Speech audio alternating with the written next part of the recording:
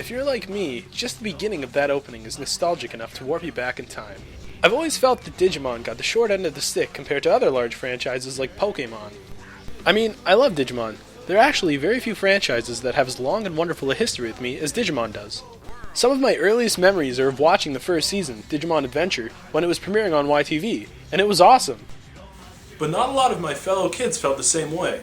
If you were a Digimon fan back then, you no doubt remember all the kids on the playground who wrote Digimon off as a Pokemon knockoff because of that unfortunate shared Mon. But if you were one of the Digidestined kids who looked beyond the Mon, you found an absolutely fantastic series full of action, emotion, and character development? What set Digimon apart was its real and mature progression for its characters and its plot. Don't get me wrong, I have nothing against Pokemon. I'm a big fan, and I grew up with it too. Digimon just had something different to offer. Digimon died, characters messed up and learned from their mistakes, and in the end, the Digidestined were stronger characters and people when they left the digital world than when they entered it. Tangents aside, I can hear you asking, what about the games? Isn't that what you're supposed to talk about? Well, you can relax, noble viewer, for I'm about to talk about a very specific Digimon game, the most recent one to grace our western shores, Digimon All-Star Rumble. So, without any further delay, let's get on to the review.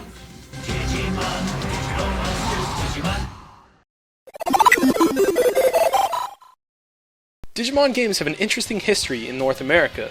When Digimon first appeared on televisions around North America back in August of 1999, we were introduced to the digital world. Once January of 2000 came around, the first in a great series of Digimon RPGs came out, Digimon World.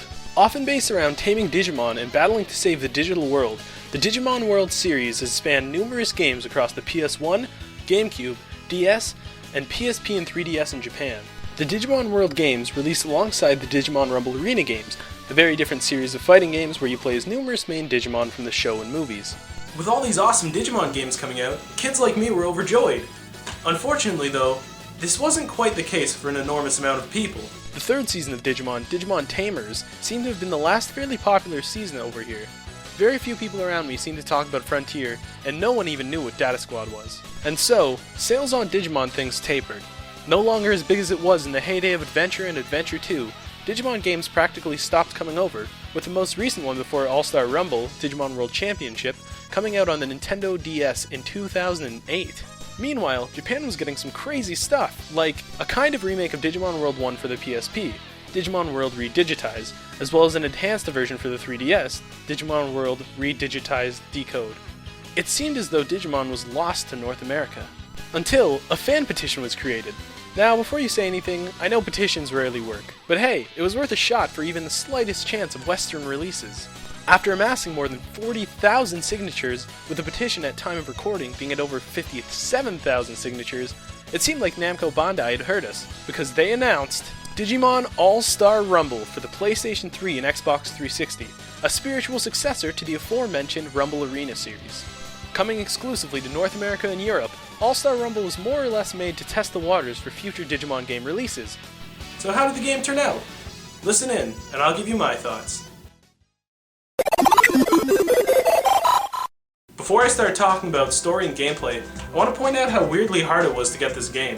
I mean, I currently reside in the college area of a moderately sized town in Canada, but I didn't expect finding a Digimon game to be that difficult. But it was difficult for an odd reason. Both GameStops nearby received only one copy each for the PlayStation 3, and one of them nearly lost their copy.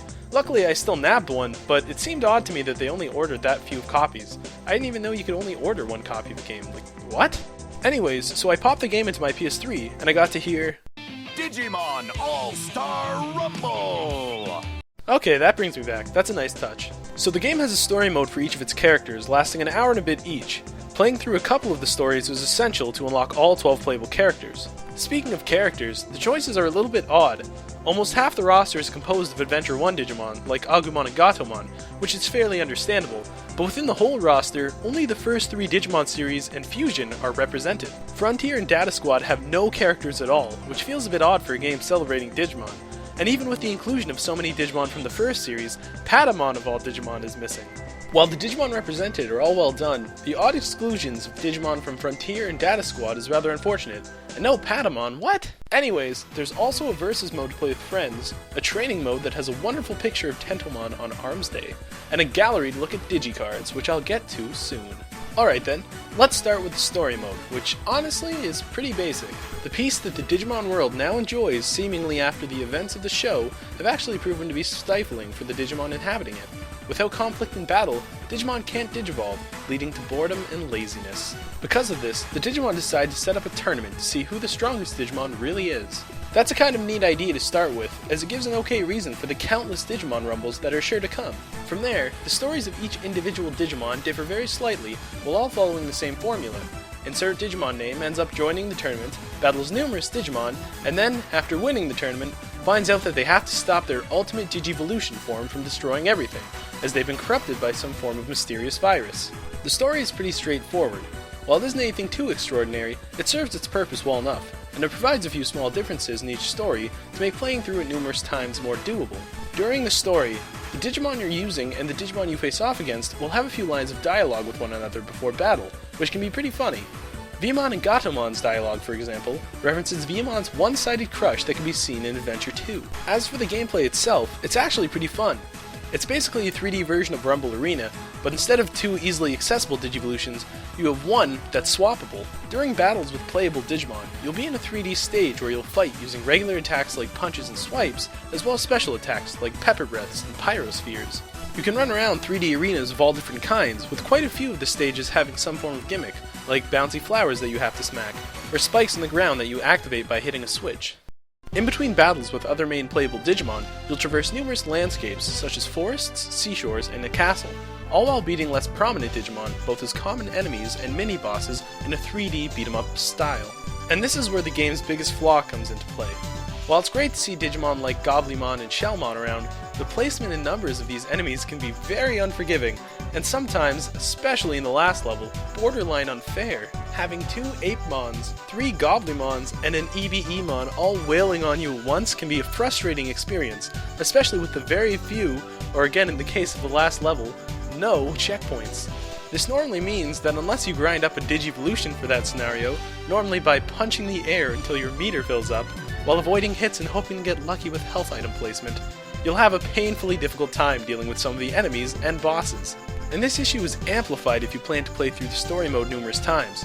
You'll have to play it at least a few times if you want to unlock all the playable Digimon, and even more if you want to get everyone's alternate Digivolutions.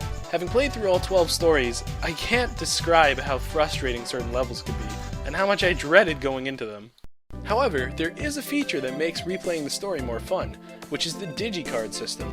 Throughout the story, certain chests found in fairly obvious nooks of levels will have Digicards in them, which, as the name implies, are cards with Digimon on them. I especially like that the cards for early Digimon have the old shady Digimon artwork from the actual cards.